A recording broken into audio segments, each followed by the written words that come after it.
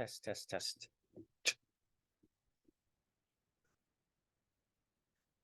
Amy, welcome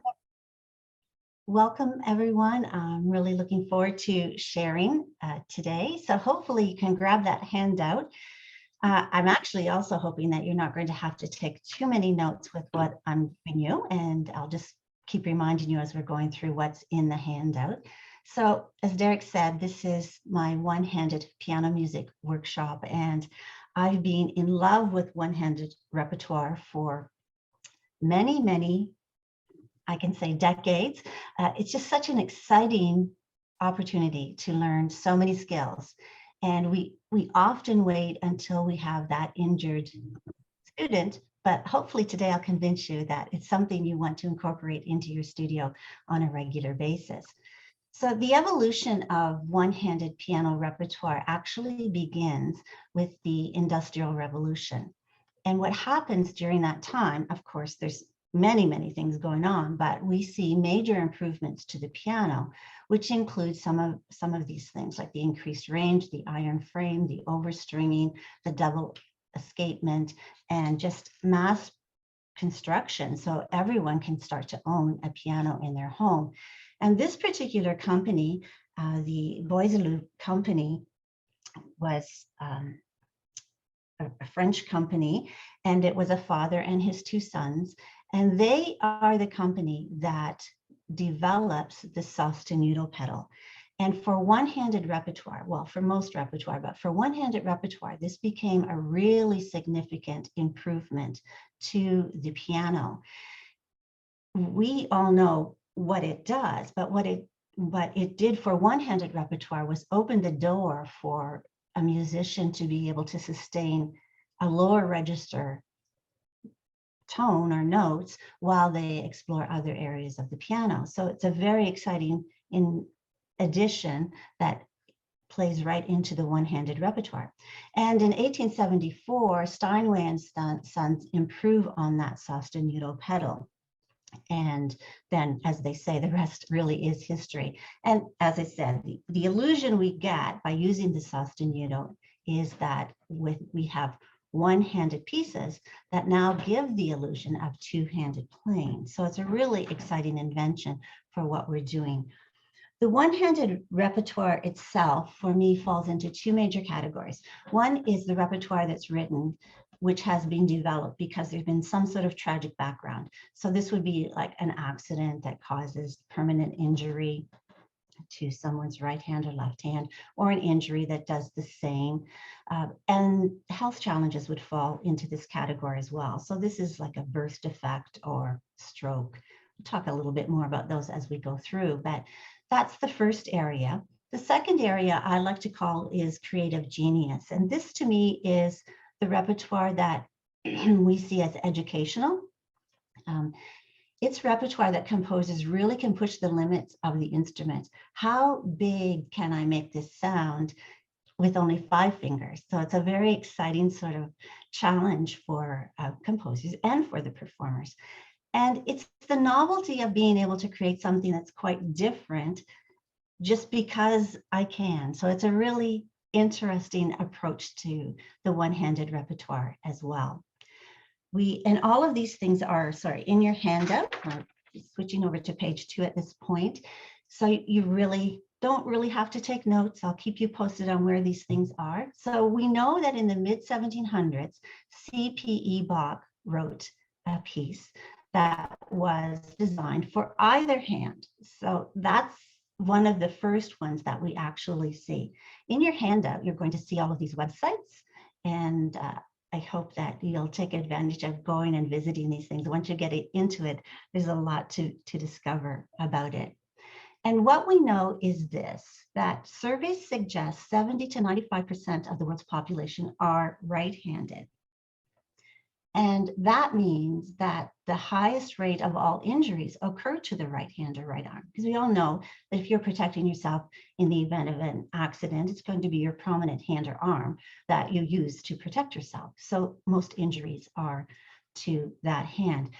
We know now too that I just read a recent report just a few days ago that actually talked that it's probably closer to 90% of the population being right-handed. So about 1840, we start to have this repertoire appearing, and 99% of it at that time is for left hand because of these right-handed injuries. And very often it was out of necessity, or a friend or an acquaintance of a composer asked for this, or they volunteer it in the beginning. So it's mostly left-handed repertoire in that time frame. We know that Kalkbrenner did in 1840, he wrote a 4-voiced fugue, and you can find that. Sorry, that one I didn't find online. I was looking for it, but I wasn't able to share that with you.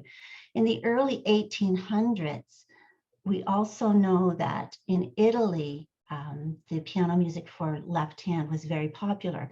Most of this was really transcriptions of things like operatic arias, or it kind of morphed into also folk music.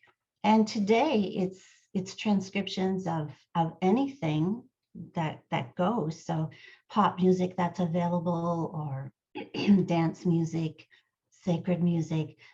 There's lots of opportunity, and this is another area that we can explore as opposed to even original music. So not every composer embraced this idea, and many of these composers that I have on the screen right now were commissioned to write music for specific people. There's many, many more, but others were teachers, so they probably dealt with the same situations as we did. Some of Czerny's work, I think, was done for that reason. Some of his studies, of course, although they're two-handed, emphasize one hand or the other. So these are all things that were happening from this phenomena of one-handed music. Before I move on to the pianist, though, at the bottom of page 2, I've given you a fairly complete list of some of the composers who were on the screen, but also an example, and most of those you can find on the website, online, to go and search those out and have some fun with them. So I'm going to talk just really quickly about 5 people who are kind of key players, pianist players in the one-handed repertoire. And we're starting with Count Zichy. He's Hungarian, composer and pianist. He actually was already studying for at least 6 years with Liszt when he lost his arm in a hunting accident at about the age of 14. Again, his right arm. So this was pretty tragic for him. He was determined to continue his studies and so it meant he had to develop his own technique to make this work. Zichy and Liszt become friends. He continues studying and working with them together, and the result is some compositions by both, actually, transcriptions, and Zichy himself goes on to become a composer and quite a brilliant performer. Beginning in 1880, he started touring Europe as a pianist, and he gave all of his concert profits to charity because, of course, he was quite a wealthy man himself. It's an example of one of his pieces, and in your handout on page 3, just below that score, where there's the little sample of the score, he has 6 etudes for right hand, so you might want to check those out on IMSLP so that you have lots of materials there as well. Later in the handout, you can see I've given you the link for a whole list on that particular website of one-handed pieces. And it's interesting to think about how these people were received in the public eye. And Hanslick is a German Bohemian music critic who was fairly critical of people, had this to say about Zichy. He said, "The greatest marvel of modern times on the piano," referring to Zichy. "Zichy has attained a perfection astonishing with 5 fingers. He's able to imitate the play of 10. So that's the goal, is to trick your audience into thinking that all 10 fingers are playing rather than just 5. The events that really impact one-handed repertoire in in the early years were, of course, the Napoleonic Wars, American Civil War, World War I, and of course, World War II. And any of these wars were situations where the only way to save someone's life was probably amputation. So many people were coming back missing a limb or a hand or a leg. These things were happening throughout these wars. The next pianist that I want to talk about is Paul Wittgenstein, and he's Austrian. He also debuted in 1913 on stage as a concert pianist. And he came from a very wealthy, cultured family. So your handout talks about the people that would arrive at their house and how many pianos he had to practice on. But of course, as well, he's called to war in 1914. He's injured in Poland by a sniper's bullet. He falls unconscious, and while he's unconscious, in fact, this is at the very same time as the city starts to fall, the hospitals come into possession of the Russians, and he is rushed to hospital, and when he wakes up, he has had his right arm amputated to save his life. He also then becomes a prisoner of war for 2 years, but he's determined to pursue his concert career. And even in letters to his brother, one of his brothers not very encouraging, not very supportive of the idea that he would pursue this career. So what Paul does is he drew a charcoal keyboard on a wooden crate, and he practices for about 7 hours a day.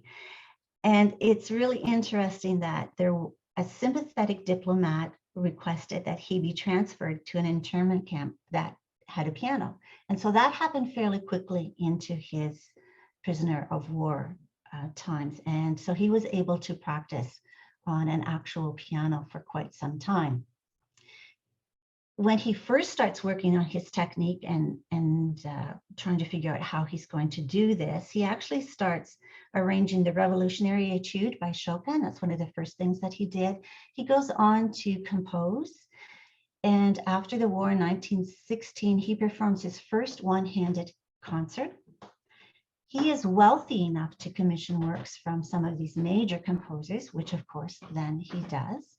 But interestingly enough, he was very demanding. He was very dismissive, and quite often very critical about the works that these people were writing for him. And some of them were some of their best works, but he was very critical. And his attitude was very much this, about holding those commissions for only himself. No one else was allowed to play these. He said, you don't build a house just so that someone can live in it. I commissioned and paid for the works. The whole idea was mine. Which I find a little bit amusing, because I'm pretty sure the composer's ideas were very strong in those commissions. But it was kind of a sad thing, because he didn't want anyone else to have access to these either. And so the composers, some of them became very disillusioned by that whole situation. And the next man who finds himself in the same situation is Rapp. He's an East German pianist. He had studied at the Leipzig Conservatory. His life paralleled Wittgenstein's.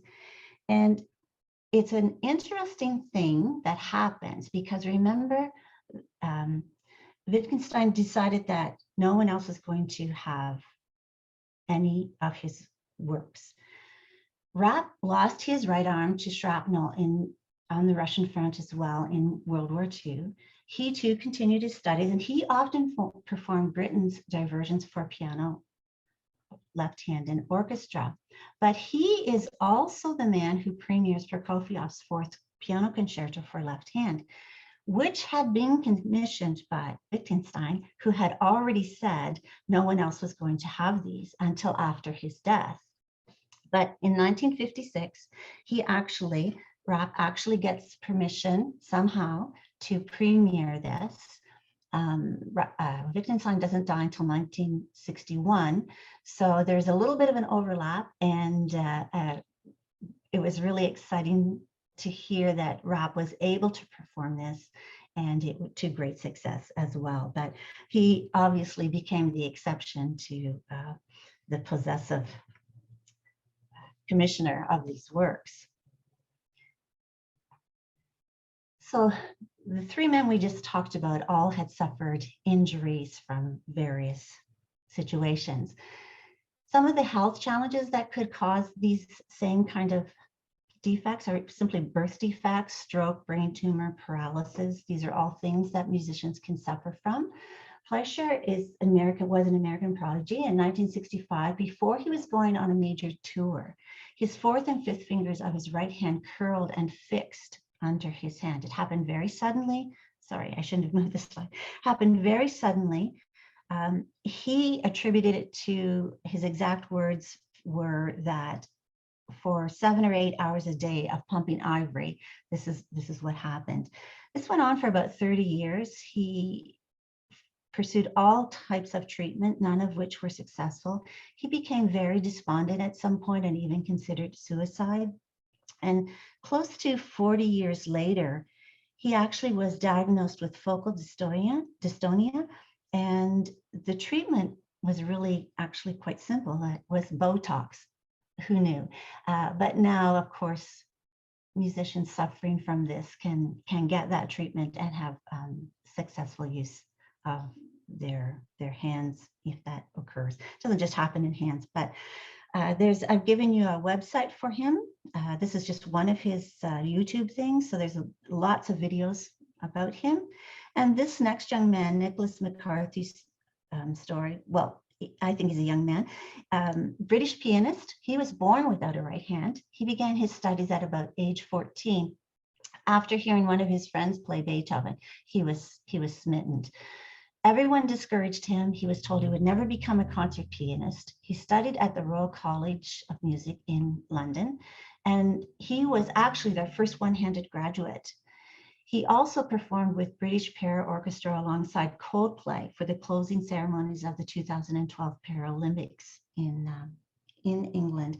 So a really interesting story as well. And he has great information on his website. This one is a YouTube link that I've given you, but you'll find lots of conversations and interviews and master classes with these two men. So there's just some examples of the people that have brought this to the prominence that we see it as today. And on page 5, you've got a couple of more that you could check out on YouTube.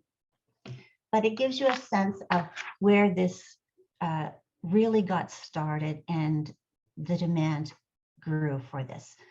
So today what I want to do is really talk about the benefits of one-handed piano works beyond the injury.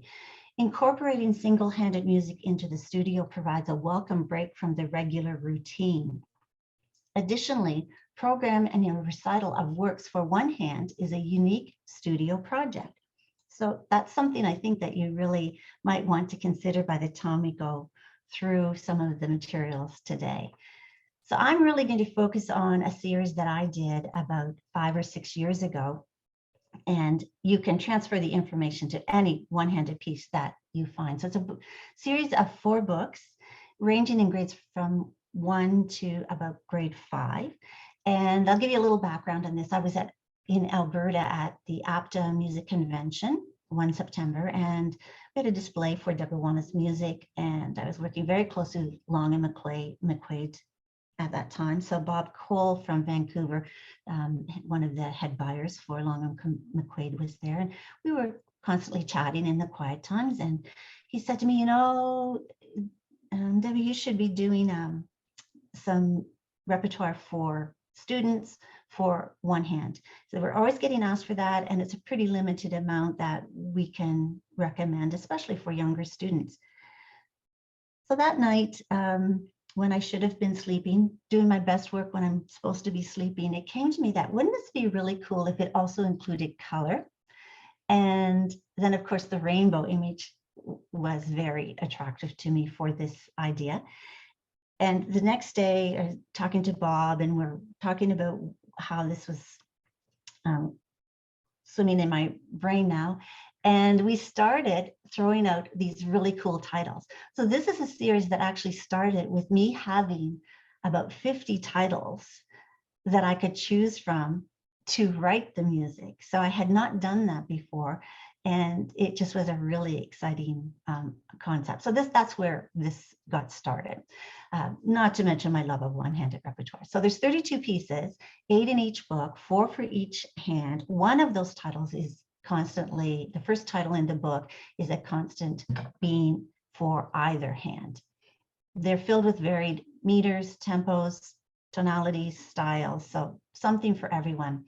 But the title is either a color of the rainbow or a character or image associated with rainbows. So you're going to see that as we go through this. So the very first thing that I think is really beneficial about one-handed pieces is posture and body awareness. We talk extensively about posture when our children are little people coming to us with their first studies.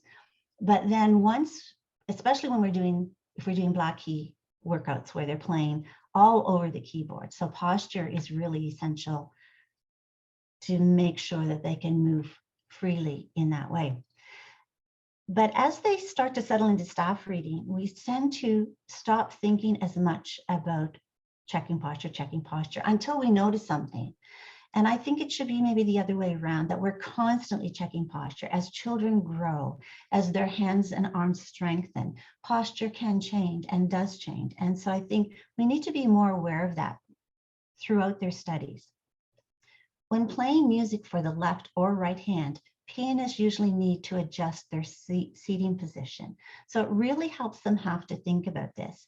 You're going to have these students probably sit off center.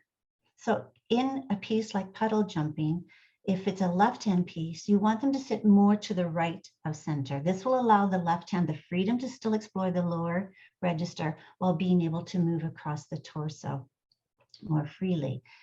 And I have some little clips that I'm going to play for you just so we can hear a lot of these pieces.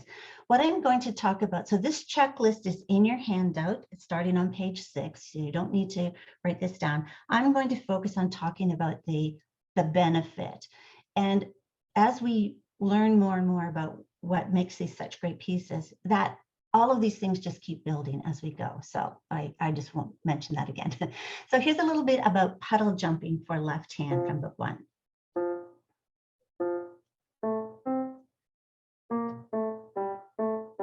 So the 3/4 tone is really important. It can be a really big challenge for kids to be able to play effectively in triple meter.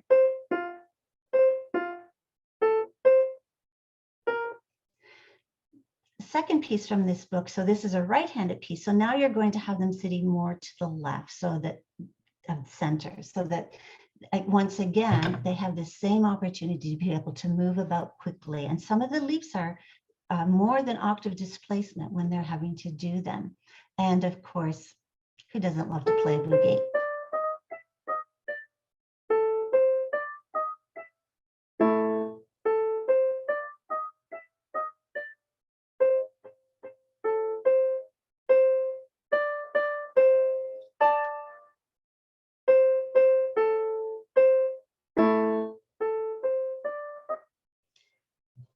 Don't underestimate how often a right-handed piece could also be played by left hand. So check that out as well, because a lot of my pieces in the early stages, and a lot of people who are writing for early elementary, they have a specific hand in mind for certain things to be strengthened, but very often they could be played by either hand.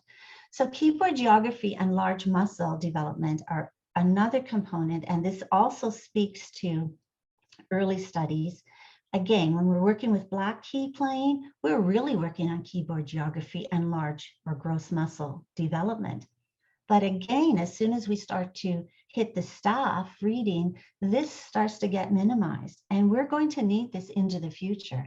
Remember, if we didn't have a great keyboard geography sense and well-developed gross muscle, how would we play Chopin waltzes later? I mean, I'm speeding ahead. I realize that, but these things should be developed along with all of the other skills that we expect them to have. So this is the first piece of book 1, which does have lyrics, and that's just because I'm setting the stage for what this series is about. But the octave displacement, whoops, sorry, I need to turn on my digital.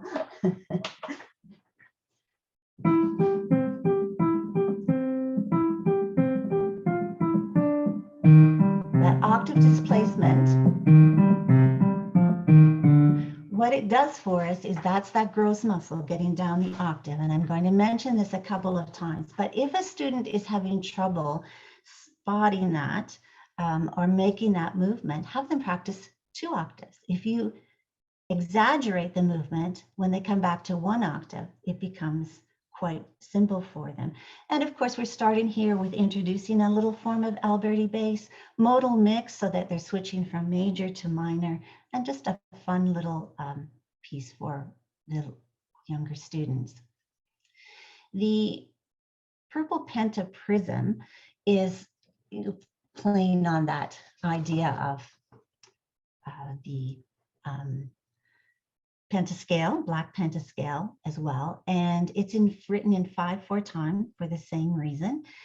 This one is interesting in the sense that I live by, you teach from the known to the unknown. And so when it comes to time signatures, I like to introduce 5 beats to a measure, 7 beats to a measure, 6 beats to a measure, all with the quarter note as the basic beat. And the reason for that is if we jump right into 6/8 or 5/8, now we have 2 new elements. And I think that's a big mistake for some kids. If we can just keep the quarter note as the beat and teach the group of 5, then it becomes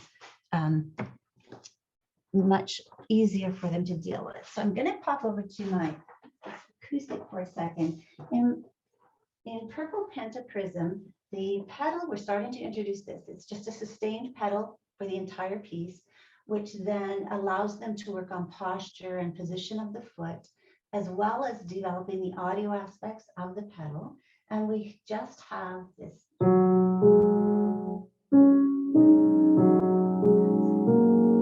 the 5-finger pentascale, but notice how we're bringing in lots of articulation as well. This piece not only incorporates gross muscle leaping up and down the octave, but it's also working on fine motor skills, because in the 3rd measure, you form a fist and you roll it on the group of 3. Another aspect of the fine motor skill here is where they have to go from the 2 to the 3. And then of course, octave displacement like that. And we get this great shimmering effect. So we're introducing the idea of impressionistic music very quickly, but you can see how they're quite extensive use of the keyboard here, using 8 VAs and 15 MAs to make the reading comfortable. So again, just talking about styles there. You can really build technique with one-handed pieces. Learning piano music for one hand increases the technical facility of that hand and makes it more adept in executing accompaniment patterns in 2-handed pieces. So it's a great way, just like that little prelude, it's a great way to teach technique. This one, this is how I love to teach triads. Open 5th, which little people can do, then drop the 3rd in, instead of trying to coordinate this whole thing. But what that will also do, the 1 and 5 can give you a really nice hand shape.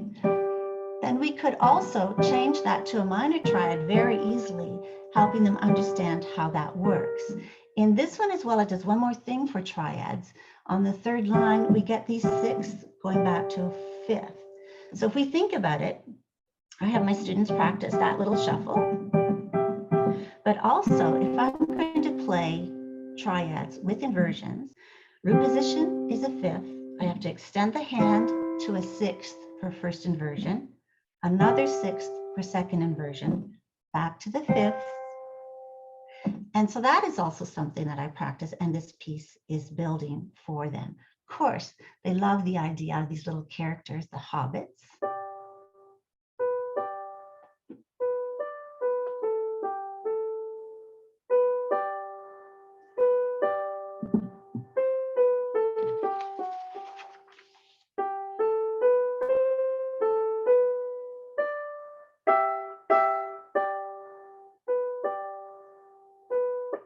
And once again, lots of different articulations happening. So in the Druids, colored arch. Okay, so first of all, Druids is such a cool word, and these are interesting characters that are going to grab students' attentions right away. And it's really hard to tell whether this is D Dorian or D minor. In my mind, it's D Dorian. We've got a couple of places here where you're going to hear what I think sing the word Druids. For me, that just screams the word Druids, the dropping fifth in the D minor position. And we have something that we're working on here, scale passages and shifting positions, which is a technique that we all have to develop. And one other thing that I want to mention before I play a little bit of this is that it's really easy for students to be able to play and repeat a parallel phrase structure where you have the question and answer and they're parallel or repeating, but much more challenging to have one that's with a contrasting phrase, answering phrase. And I think that we need to seek out more material that does that. So when we want them to write in that fashion, they already have an understanding of it has to still string together, but it's not as easy as the ones that are repetitive. So here's a little bit of, and listen for the Druids.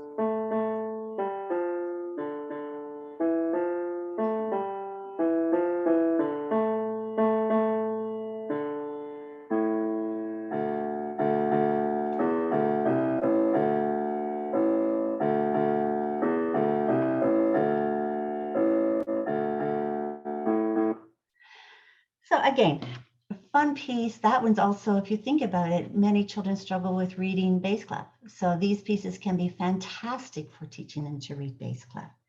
Here we have a little jig with Mr. Green. We've got things like the grace note happening. So when the fourth finger is resolving into that fifth, the idea that it's a black key to white keys, that's very, very helpful. A great place to start that concept. You can see now we have broken triads, we have repeating passages, turning phrases, and a little Baroque dance. Of course, it has to be Mr. Green because he's a leprechaun.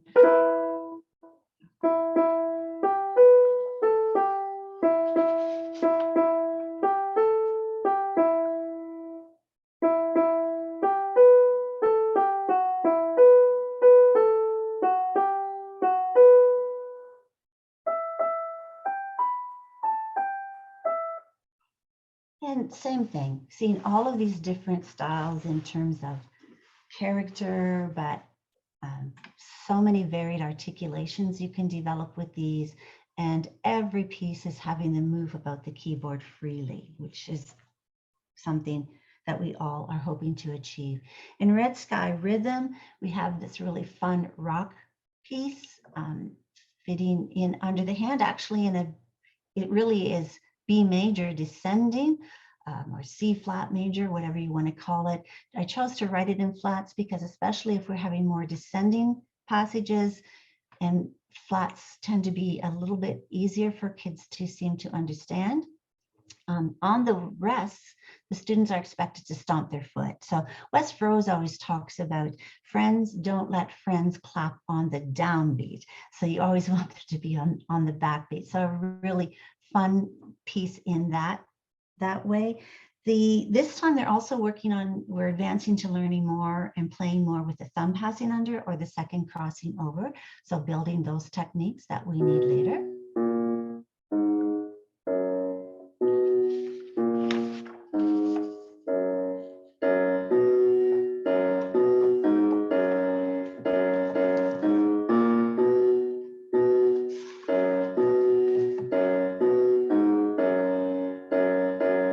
So that's always a student saver.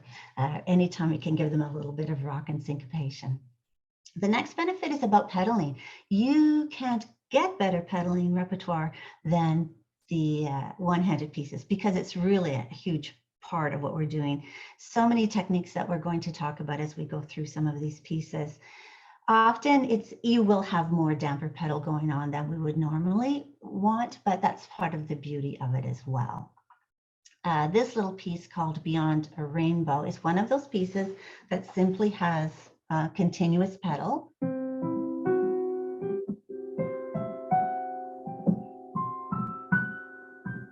but lots of octave displacement, allowing that to work out. Again, in triple meters, so that we're working through all of these different meters as well. And this one is actually in Lydian mode also, but when I introduce pedal, it's always with one long continuous pedal. So we make sure that they're comfortable, posture is correct, foot is placed properly, and just listening to it and enjoying that. Here's a different approach to pedaling. So this is one where we're going to use it to our advantage. So this is, of course, a storm that's going on. Sorry.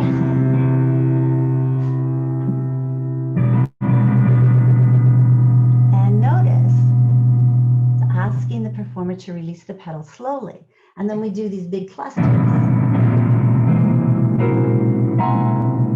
And this time asking them to let the sound fade, clear the pedal. So this is very free in terms of performance, but it's a great recital piece because it's very, very dramatic. But we're exploring all of these different things that even this age can do. Excuse me. So the idea is that we're going to enhance the listening. I would always say to my students, you know, what do you use to pedal? And of course, they always tell you it's the foot. And my response was, no, you use your foot to do it, but it really is your ear that you're pedaling with. And that's something that I wanted to be able to explore here with students in repertoire, that it really becomes about listening. So this is a great piece for anyone who's very imaginative, and good for those who aren't, because they have to work at it, but also the piece for right hand or left hand. And you can see this is obvious, little waltz pedaling. So coming down on one, lifting on two. So starting in that manner. And then when we get to the end of line 2, an example of just playing and pedaling after that to sustain the sound. And then when at measure 13, we're actually getting some legato pedaling. And so all of this type of pedaling is going to be happening throughout these pieces. It's pretty much part of the requirement to be adept at pedaling. But a nice little waltz. And lots to do with this one on using the 1 to 5 progressions, doing a lot of that, and we would be talking about that as well here. Voicing within the hand. So we know that we all have to do this in more advanced work, but I think we need to start to develop it much earlier, and one-handed repertoire is a great place to start. Saw a little bit of it in Pot of Gold, where it was just sustaining a note and then answering with the chord, right? But we see it where it's not quite as balanced as we might be looking for if it were a harmonic projection that we needed in a harmonic interval meaning. Here we see it as a pedal tone just sustaining underneath in Crimson Flames, but a great way to start, because if I were wanting as my student to voice that as a harmonic interval, I would be teaching it in this way, where the lower note or the non-melody note is played staccato. So I'm actually writing it as an exercise that I'm going to use when I'm trying to get them to voice harmonic intervals, where one needs to be melody and one harmony. So the habanero rhythm is always popular.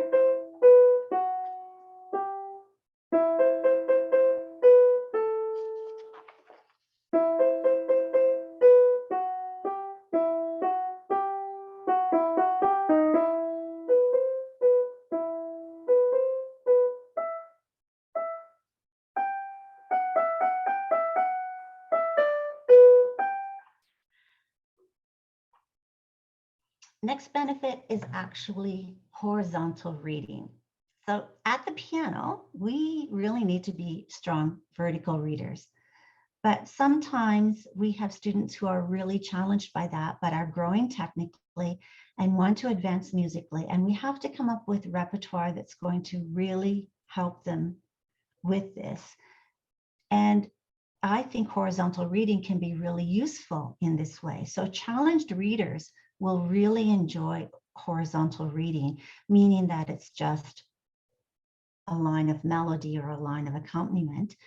But your instrumentalists and vocalists who are also looking to start to do more keyboarding will really benefit from starting here. So they're building some physical technique. They can already read this, no doubt, treble clef or bass clef, probably, maybe not both, but it's an opportunity to get them doing a lot more keyboarding fairly quickly. Because if you think about it, this might be what a vocalist can read readily. Now, if they are an instrumentalist who uses the bass clef, they need to work on treble clef. So vice versa, we can start to build that.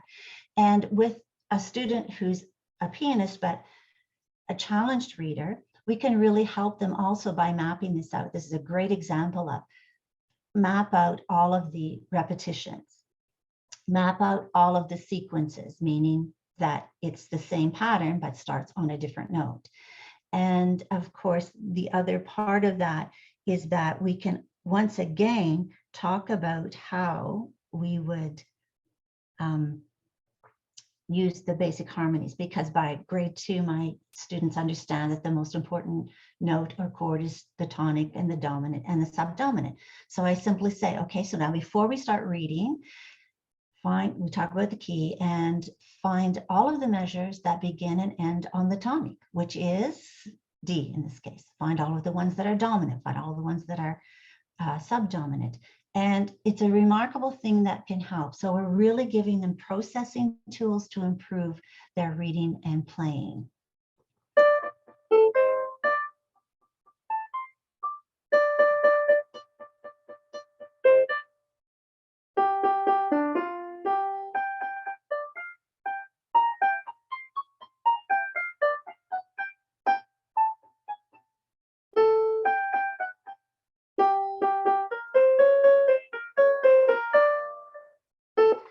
So one-handed pieces can also be really helpful in helping them play more quickly. So if you have students who play very slowly, this might be a way to really help them get each hand coming up to speed. The other thing that it's really helpful for are the students who are struggling with memory. It's much easier for them to memorize a piece that's just one-handed, and then you can evolve from there. But it really is helpful in those things.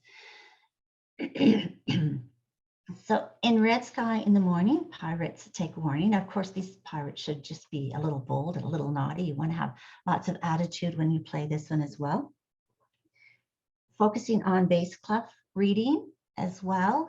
You're going to notice when we get down to line 3, how that 8VB for the gross muscle movement, I'm saying optional. So sometimes you might have a student who needs to play that in place and then go down the octave. Remember, if they can't get down the octave quickly enough, exaggerate it at 2, and pretty soon they've got that all worked out.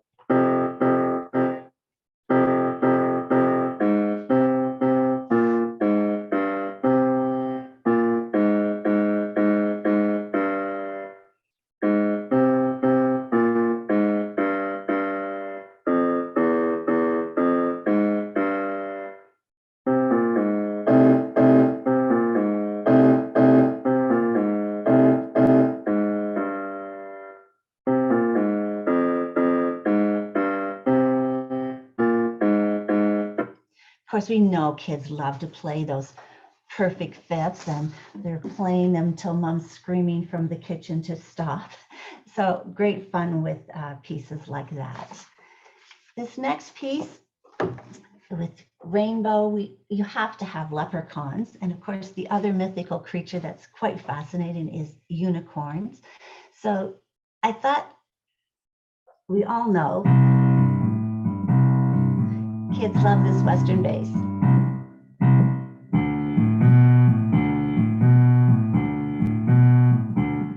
So the closest thing to having a horse that's kind of mythical would be a unicorn. Our leprechaun is jigging around.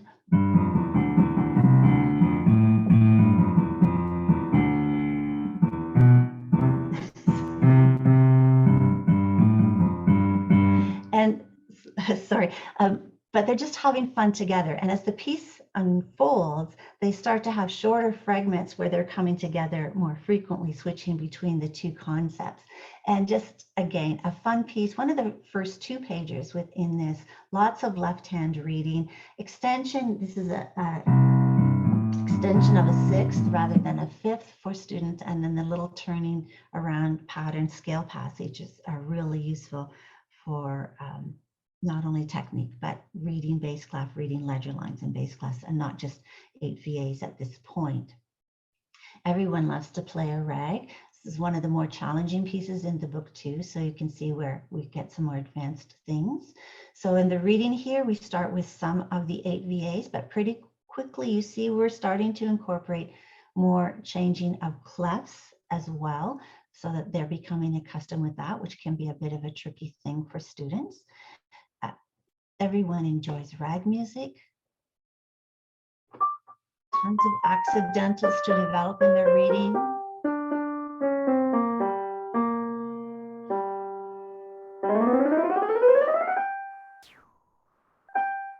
A little bit of stride bass.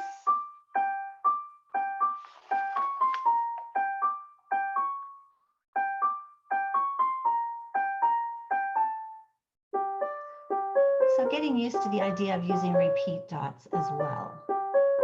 So all reading skills that we're trying to develop with our students. I already just mentioned that in this last piece, but reading the changing of clefs, because some kids really do get stuck on this. This is another shimmering type of piece written in A minor pentatonic, and changing clefs are shown up there. There is some use of the 8 VB at line 3, but by the time we hit line 5, we're incorporating up to 3 ledger lines. So we're improving the reading and along pedal lines, but not continuous, meaning not right to the end.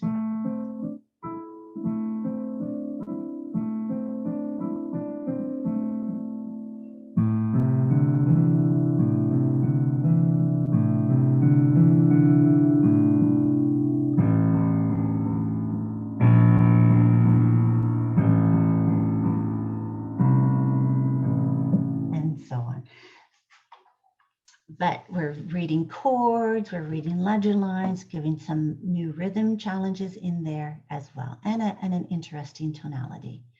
Mystic cues, very similar in nature in terms of what we're building. It's obvious that we're building triad playing, right? Or sorry, arpeggio playing. Going 2 octaves. This is out of book 3. So by book 3, they're generally doing 2 octave arpeggio playing, and then bringing in the Neapolitan chord. Lots of pedal exercise here as well. We can also, with one-handed repertoire, especially if we use accidentals, introduce some pretty interesting keys very early. The B minor key has this haunting, sort of but patient type of feel to it. And when you add the C major chord, you get this idea of hope and brightness with this. So quite a lovely romantic style ballad. We can have so many styles. We've already seen them in what we're doing, but we can just have great fun with these in terms of style.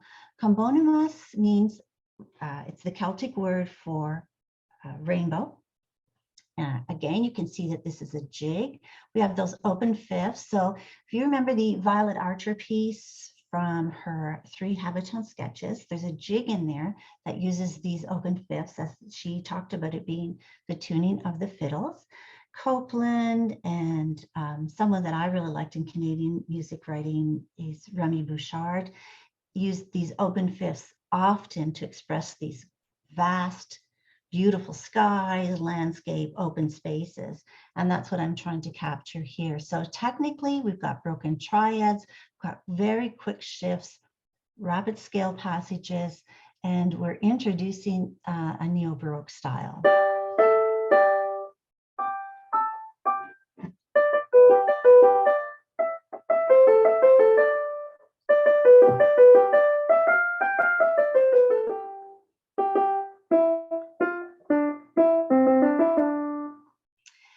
Circle of fifth, again, this is circle of light, sorry. This is again a little dance It's really a waltz, but it's based on a fixed chord progression of F major to D minor to G minor, and it just keeps circling around. It happens in rock music all of the time. Teach them that, pre-teach that chord progression, get them jazzing it up a little bit.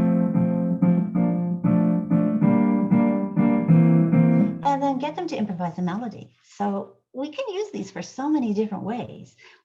I don't think we should always just start reading. I think we want to pre-teach some of these concepts. Pedal, of course, they'll have to really listen to the pedal when the melody is being played. Left-hand piece, teaching bass clef. Not so much of the octave leaps in this one, but moving around within the set register. This is an example of a transcription or arrangement of a Baroque piece, and a little salute to Isaac Newton. We know that Isaac Newton and Bach's lives overlapped, so it's interesting. I'm not going to apologize too much for this one because kids will have fun.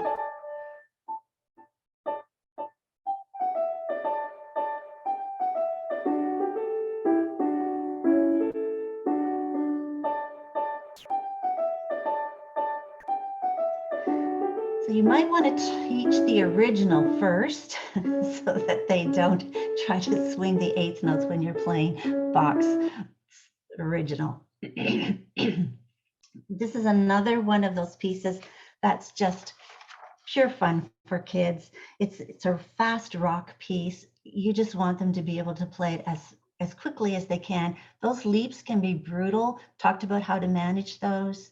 I'll give you a little sample of this one.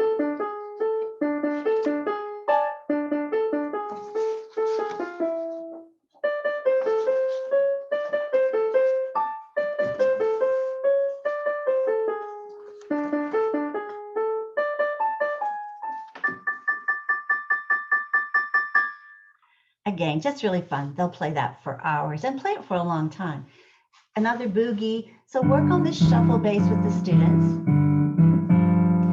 Have them learn it as a 12-bar blues and then improvise with it as well. Here's something else to do with that. Make sure you switch hands so that sometimes the right hand is playing the shuffle, left hand is playing doing the improvising. But it's just, again, fun, reading bass clef, different style, swing rhythm, have octave displacement as well at the end. Lots of accidentals to read.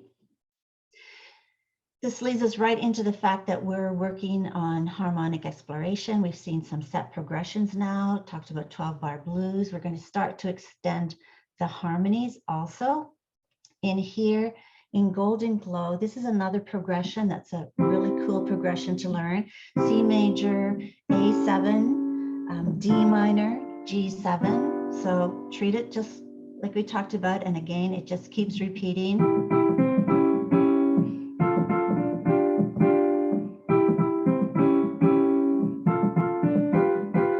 So swing rhythm, we're taking that dominant seventh and once again hearing the diminished chords. We're expanding the ears.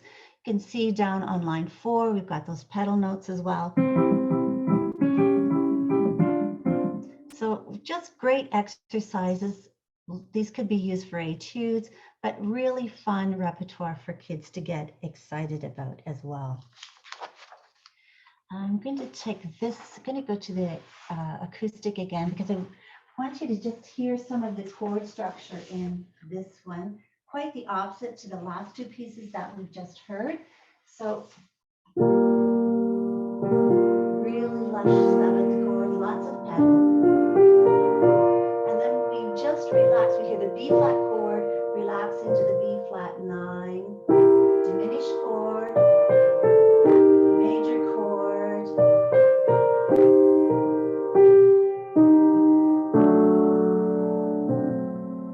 So Blue Violet is just filled with those kinds of sounds. And one of the things that I want to point out that's a really valuable technique is at the end of line 1, you hear the group of 3, then the 2. So when you're starting to play 2 against 3 as a polyrhythm, it becomes very challenging. It's really great if you can hear them separately. So a group of 3 followed by 2 notes in the same value. When they can handle that easily, suddenly moving on to polyrhythms. So that's a tip about pre-teaching. If you're going to do 3 against 4, 4, or whatever, play them back to back in each hand and figure out how that sounds. Layering of sound becomes really, really important in terms of our one-handed repertoire. And this happens through the pedal tones, which we've already been seeing, but half pedaling, where we make sure that we don't damp off completely and hang on to some of the lower registers. This can be done with sostenuto pedal. And of course, we've been talking about listening to harmonics. Emerald Mist is one of those pieces that really delves into this. So it starts with this low E flat. Layering.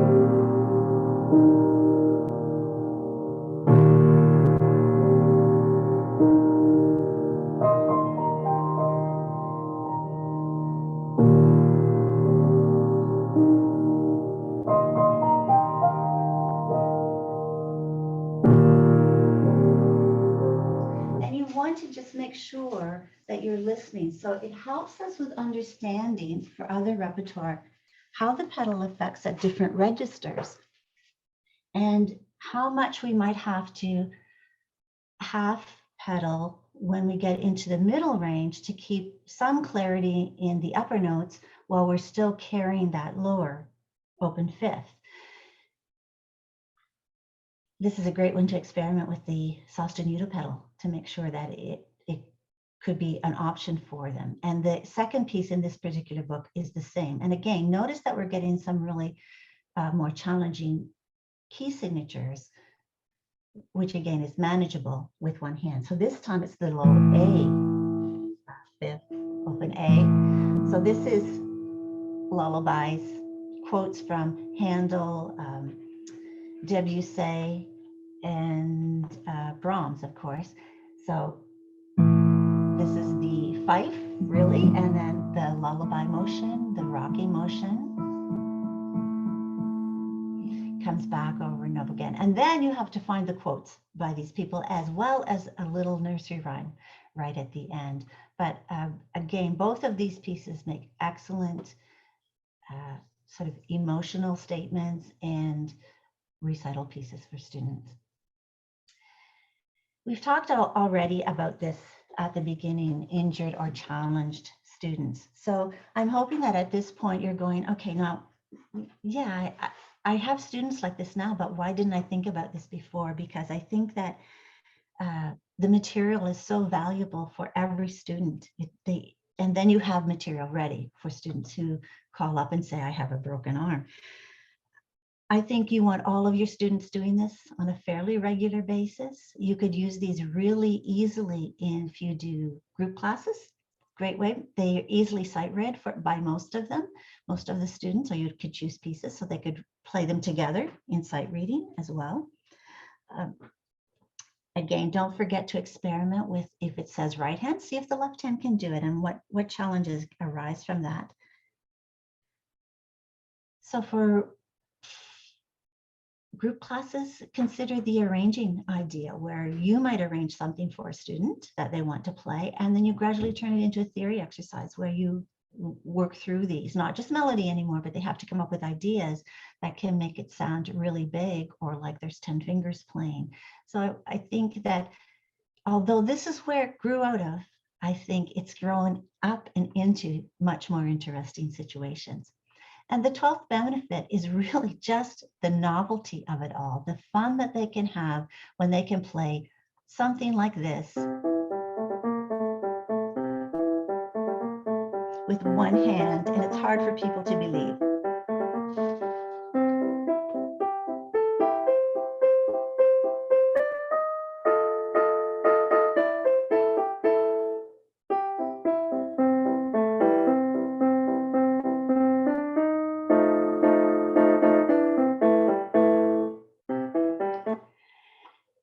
This is one of my favorites in here.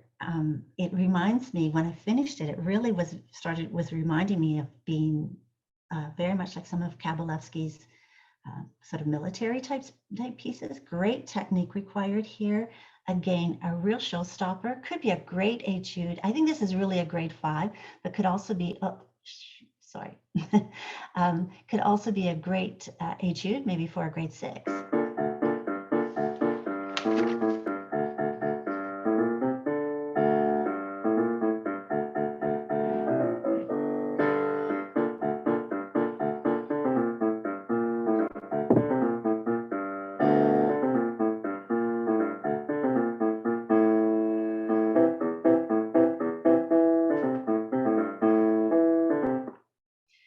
Again, a little salute to Newton's spectrum of color, nocturne. So we're teaching a new style here, nocturne, in again, about a grade 4 level.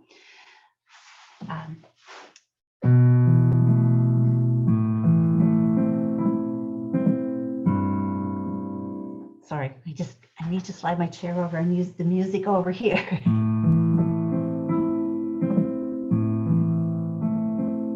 So doing harp tens and then having a little bit of melody in between, but capturing that whole romantic idea of the nocturne, and a great technical exercise for the distance of the arpeggios. The rainbow rumba, I am going to go, I'm not trying to read from 2 different places, over to the piano. So, excuse me. Everybody enjoys Latin pieces, and they're great for recitals, audience.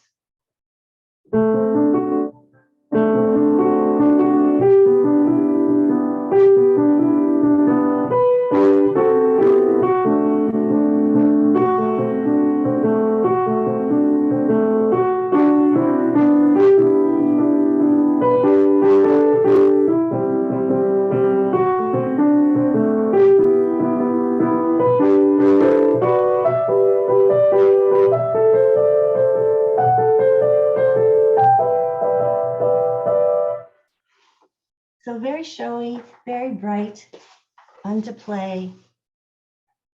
This one, turquoise feathers, reminds me of peacocks strutting around, showing off their beautiful feathers. Swing piece. This time the pedal notes are shifting between projection and sustaining with the lower part of the hand, and then later with the upper part of the hand.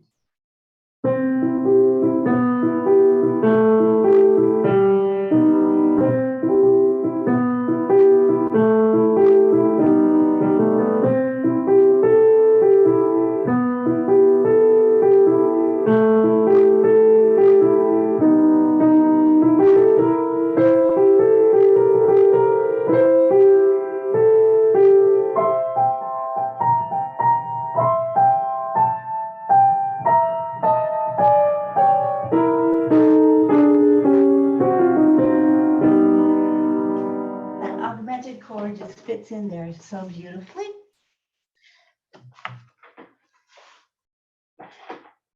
We also, in our catalog, have some really fun pieces by other Canadians. And this is from the Northern Lights 1A book. If you're not familiar with the Northern Lights, check them out. Just a great range of pieces by all Canadian writers. A sample of one-handed works by Nancy Talper. So this one is called Jumping in Puddles, and this one would be grade 1 for right hand. She has another one at grade 3, and you can see on line 2, she's actually asking the students to say words rhythmically that fit in of their favorite things, flexing the hands, doing activity. We also know that as soon as you take the hands away from the keyboard and bring them back, it can be a bit of a challenge. One of the things that with these large jumps as well, like octave displacement, sometimes I find I have to train the students to know exactly where they're going to take their eyes off and spot to the keyboard and then move. So eyes off the music, spot, move, and then to come right back without feeling lost. So I like to use little stickies, little colored dots. So the one color would tell them where to go, and we usually used green in this case, and then place the red dot where it's kind of where you're going to stop in the end. where their eyes will come back to, and they get used to that reading, that color coding to help with where to remove the eyes and where to bring them back more readily. And it's pretty successful. Here's a fairly modern piece by Michael Dobinson from the Northern Lights, also grade 3.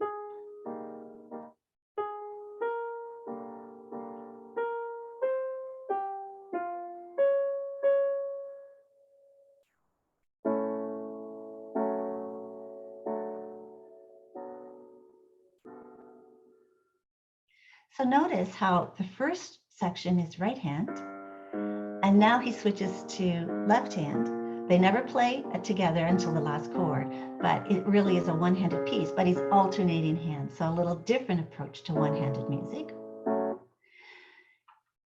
If you don't know Richard Riscala's work, check it out. There's a number of pieces throughout the Northern Lights book. His music is so beautiful, very romantic in nature, and just wonderful music for students to play. Here's an example of where, if I were teaching this to a student, we want to project this right hand, the upper note. So I would often have them play those lower notes staccato. Of course, it doesn't help with the legato, and he would definitely be expecting pedal here to help with all of the legato in that particular piece. But beautiful music and great melody for right hand. Ernst Snyder has a whole set. This one comes out of the Northern Lights 5A, but it's also been included in a series that we created for him when he turned 80, and it's called the Okanagan Opus series. So this is from the Opus 2 set, which is all one-handed pieces from about grade 1 to grade 5. And again, can see the layering effect. Here we have examples of where he's writing in full staff rather than single staff. So even though the reading is horizontal, it's changing clefs. So this is going to be a really great step for those students who are trying to get to read stronger vertically, and that can be helpful. Again, this is one for either hand. Emily Doolittle, one of our Canadian writers who's now working and living in Scotland, but great example of 7/8 time.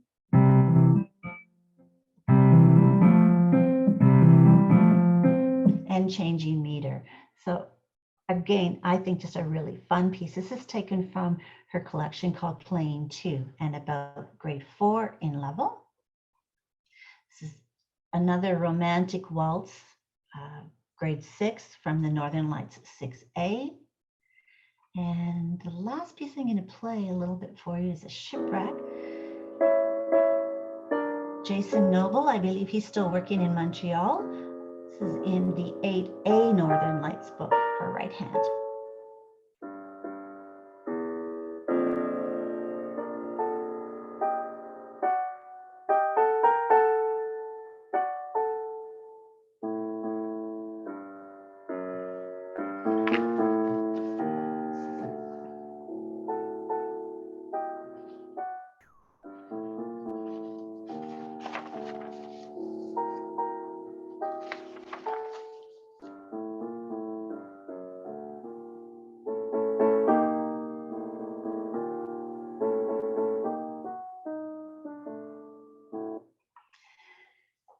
So if you look in your handout on page 24, if you can access that, you're going to see at the bottom of that page 3 columns of composers who've written one-handed works, largely for students. So not all elementary, certainly at all levels. I've noted the Canadian writers in that list with asterisks. I don't know if any of you follow Art of Pedagogy, but a couple of weeks ago, or maybe not even that long ago, Christine Donkin posted a one-handed piece, and she was making the comment that this was her first attempt at doing one-handed repertoire when she was asking for comments. So I thought that was really cool. I'm not sure if she has it available on her website at this point or not, but check it out. But lots of things to choose from. I mean, we had people as early as John Shawm and John Thompson doing arrangements, transcriptions basically of familiar classics. So there's John Thompson has a book for right hand and a book for left hand based on those. Playing with both hands masks the deficiencies of each hand until one plays with one hand. Initially, it is like being naked in cold rain. It's like playing a different instrument. And it really is, because the orientation feels so different when we start bringing in just one hand and trying to create everything that we've been doing with both our hands. Just take off my screen.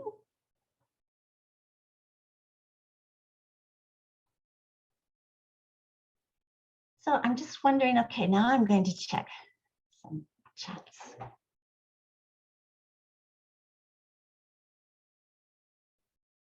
I don't see any questions there right now, Deb. A couple little things on the way, people looking for links. Does anyone have any questions for Deb? This is an amazing presentation, covered so much ground and included so many composers for us. Really wonderful to see and hear.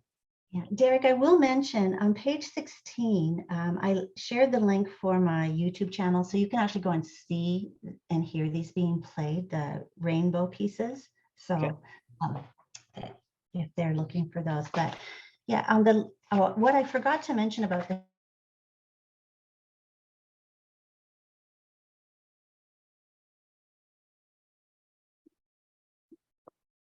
Okay. all of the Debra Wanless titles, that they can do quick reference and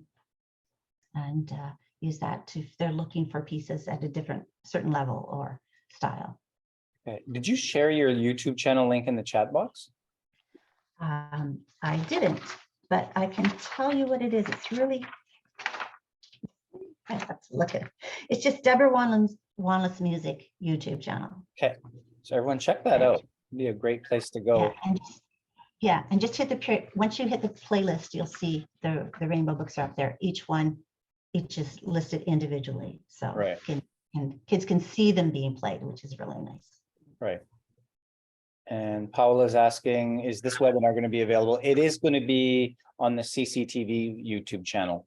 So you go to Conservatory Canada TV, search that in YouTube, you'll find the YouTube channel there, and that'll be posted.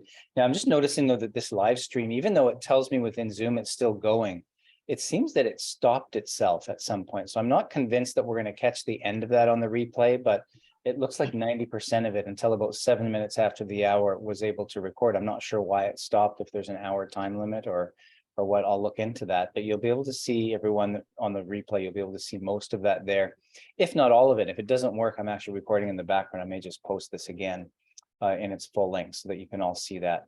So all of these webinars are simulcast on the YouTube channel, as well as available there. And like Deb said, look at the playlists. Whenever you look at a YouTube channel, all the content's kind of, especially when you have as much content as both of us do on our YouTube channels now, it can get a bit chaotic. So look at the playlist. So we've organized these things into playlists so that you can index them a little more easily.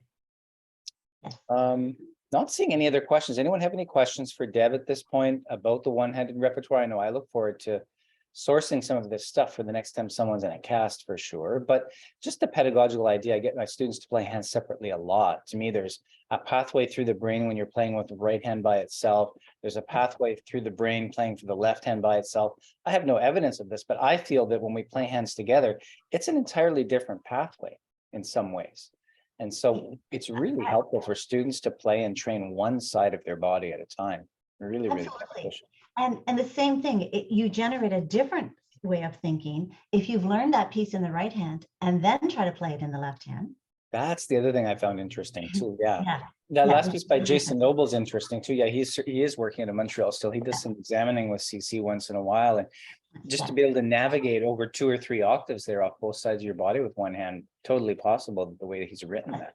Yeah, exactly. And when you watch some of the YouTubes of the classical pianists, you will be amazed, if you haven't been used to doing that. Yeah. What they do at the piano is absolutely spectacular. It's just unbelievable. Yeah. Excellent. Okay, so we're all going to go and check that out on Deb's YouTube channel. Can you give us what to search for once again for that YouTube channel, Deb? It's just Debra Wanless Music. Okay. And YouTube.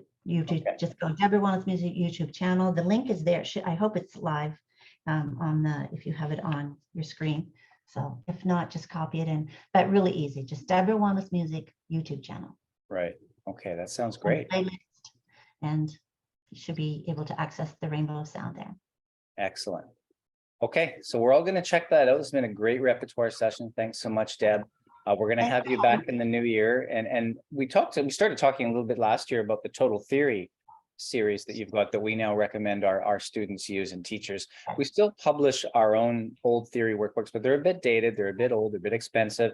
Debra Wanless, the Total Theory series, I think, is a really great alternative to that. And so you're going to go into detail over a 4-webinar series in the new year. We'll start that in late January. So we'll be in touch about that. So everyone, you can look forward to that if you're curious about how to use the supplements that are located on our theory syllabus pages on our website, along with the Total Theory books. It would go for Conservatory Canada Theory 1, 2, 3, 4.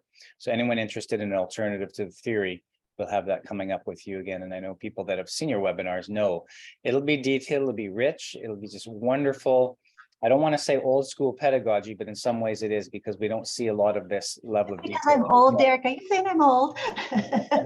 And myself too. That's how I was brought up, and a lot of us were. And so it's just great to have these and get these workshops archived for people to see how things can be done. It's really refreshing to see, because I'm afraid we don't see it often enough anymore. So thanks for doing so much effort. Thank you for doing it as well, Derek. I think it's a great resource. Thank you. You're welcome. Everyone, have a great holiday season. We're not going to connect next Friday. We'll see you on Friday, January 13th. We'll probably talk about digital badges in that one a little bit. I'll show you some more updates to our website. So hope to see you then. Thanks for the comments in the chat box there today, and great that you could see this. And anyone, if you need the handout still, I'll post it in the description to the YouTube replay later on today so that you can have it there, and anyone can watch the replay and get the handout anytime. And Derek, I'll just mention that if people want to reach out to me, they can do that at Debra at debrawanless.ca. Right. And our website is the same, just Debra Wanless. Just Google Debra Wanless and you'll find us. So right. Yeah, check out the web store, everyone. Everything that Debra publishes is there available. She ships incredibly efficiently to anywhere in Canada, anywhere in the world, in fact, I'm sure. But the shipping rates within Canada are really reasonable, and everything comes quite quickly, professionally packed and everything else. So check out her web store. There's a lot of really great stuff there, including some CC supplementary materials there. Great. Okay, thanks, Deb. Thanks, audience. And everyone have a great holiday. We'll see you again in January. Bye for now.